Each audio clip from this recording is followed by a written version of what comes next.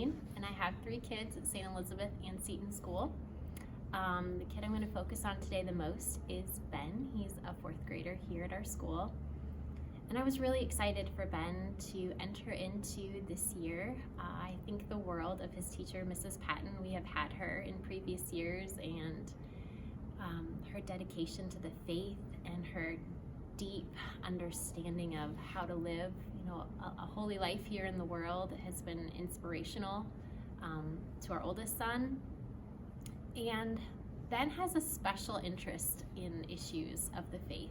Ever since he was young, he's been hungry for that, and he has received in many beautiful ways at our school a good faith education. But I knew that Mrs. Patton had a certain fire in her spirit and that she would be a wonderful match for this developmental year for him, and it didn't disappoint. Ben is the kind of kid that before this year, you would find him just praying the rosary, just because he felt like it. He would always sleep with the rosary under his pillow, and that was inspirational to us as his parents.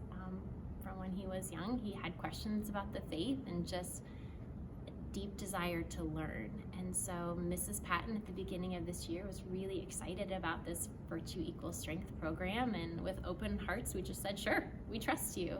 Whatever you think is best, we support you, and we'll try to watch the videos and talk to the kids about it. And I was encouraged because I knew that Ben was being fed as deeply as he really needed and wanted to be, that hunger was really being satiated with some really great content. And I got the emails and occasionally was able to check out the videos and the content, and I was just impressed at how comprehensive it seemed, that everything looked like it was in one place, that everything looked really visually attractive, but also the content had a lot of depth and meaning to that. And throughout the year, we just noticed that the things that used to be kind of special, beautiful moments when we would catch him praying, or have him ask to pray in a special way for a special person, or when he heard an ambulance, they just became even more routine. I remember during Lent, I was really trying to wear my brown scapular and begin praying the rosary and being really intentional about my own devotions. And Ben would say to me every night when I tucked him in, "Did you get your rosary in today, Mom?"